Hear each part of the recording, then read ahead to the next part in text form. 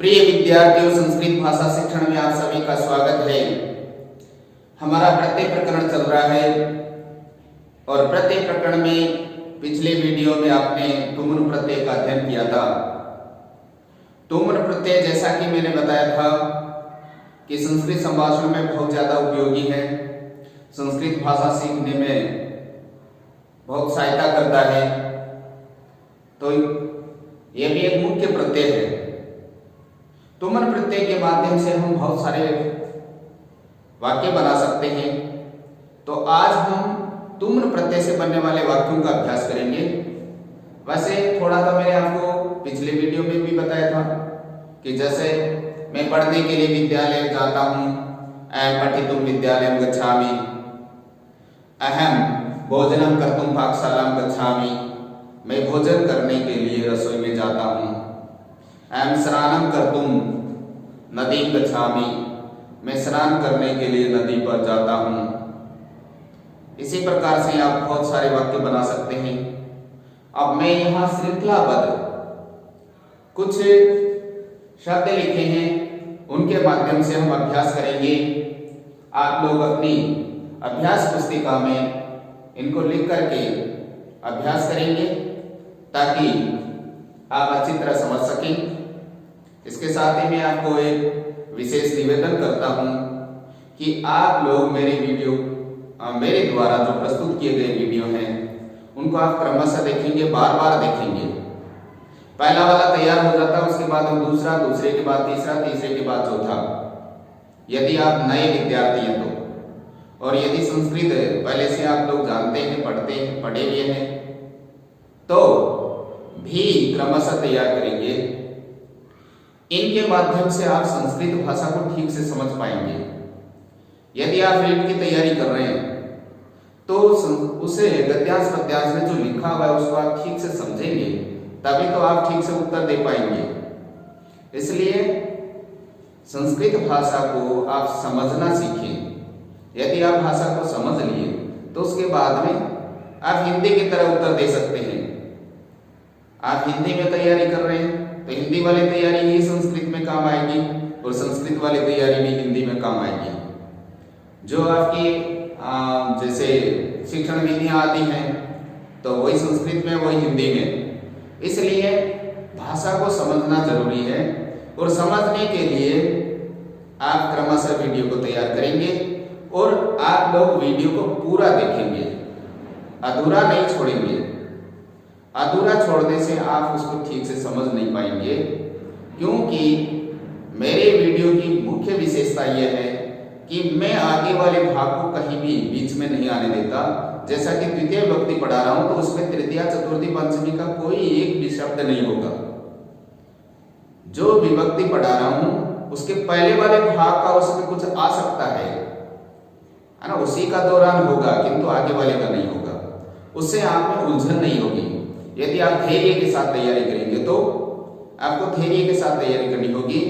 और संस्कृत को ठीक से समझने के लिए आप 3 बातें हैं, जो 3 इसके भाग हैं, उनका बराबर दौरान करेंगे। वो आपके समझ में आते हैं नहीं आते हैं उसकी चिंता छोड़ करके उसका दौरान करेंगे। उसमें एक तो शब्द रूप है, धातु रूप है और संधि है।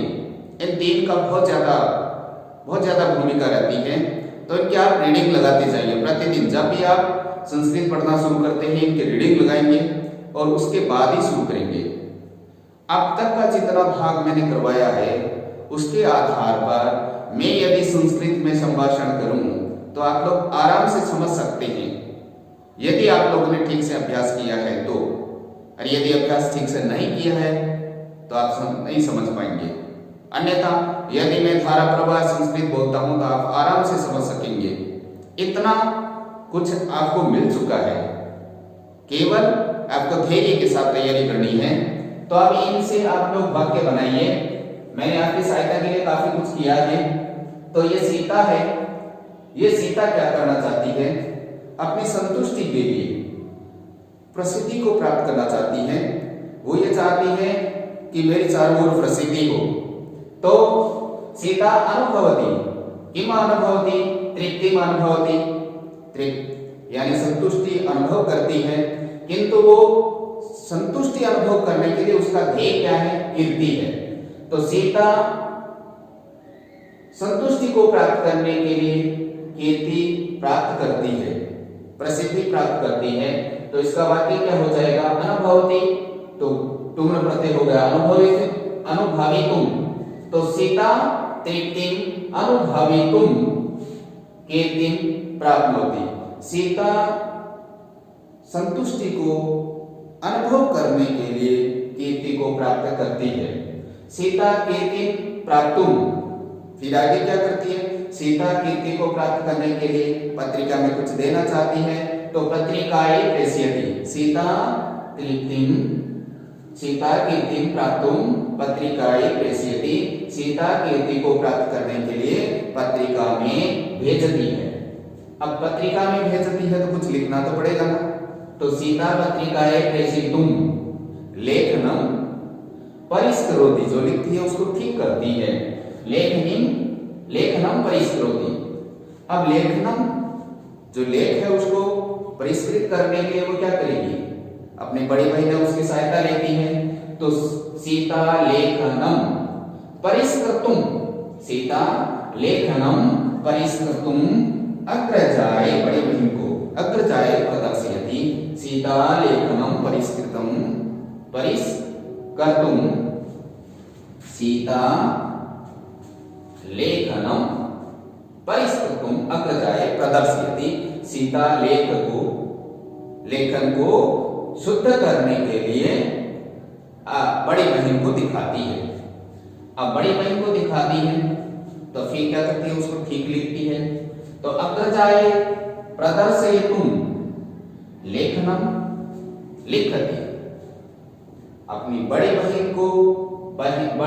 को दिखाने के लिए लेखन कार्य करती है।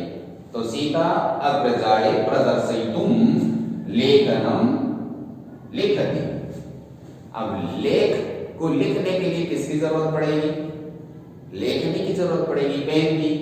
तो सीता लेखनम लेखितुम किम करोति? लेखितुम लेखनीं गृह्णाति। सीता लेख लिखने के लिए पेन खरीदती है। अब पेन खरीदने के लिए उसे कहां जाना पड़ेगा? पेन खरीदने के लिए वो बाजार जाती, दुकान जाती है। तो सीता लेखनीं क्रेतुम आपणम गच्छति। सीता लेखनीं क्रेतुम आपणम गच्छति। सीता पेन लेने के लिए दुकान जाती है। तो दुकान जाने के लिए क्या करना पड़ेगा? वाहन में बैठना पड़ेगा।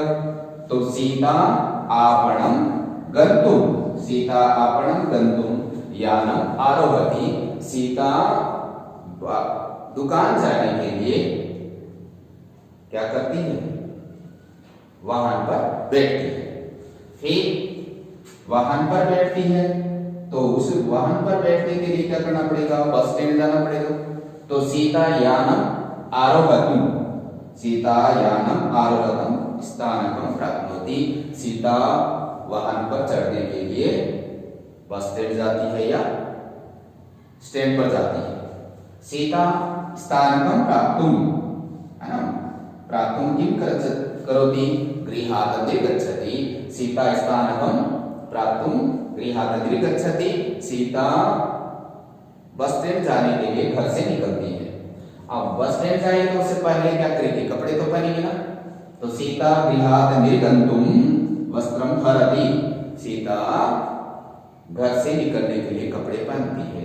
तो इस प्रकार से सीता अपनी क्रिया को करने के लिए एक उद्देश्यवाचक क्रिया को संपन्न करती है, दूसरी मुख्य क्रिया को।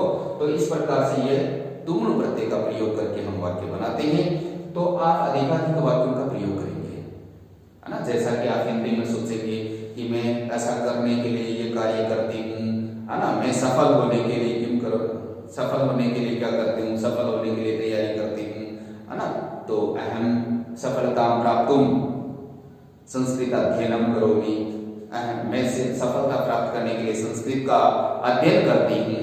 तो इत्यादि इत्यादि आप लगातार अभ्यास करेंगे। नए नए वाक्यों की रचना करेंगे। इसके साथ ही कोई ऐसा वाक्य होता है जो आपके दिमाग में आता है किंतु उसका आप अनुवाद नहीं कर पाते हैं, तो आप कमेंट बॉक्स में लिखेंगे और मैं उसका हल निश्चित रूप से करने का प्रयास करूंगा। तो मैं आशा करता हूं आप निरंतर अभ्यास करते रहेंगे और अपनी परीक्षा में सफल होंगे। इसी आशा के साथ जय तु संस्कृतम, जय तु भारतम, नमो नमः, पुनः मिलामः।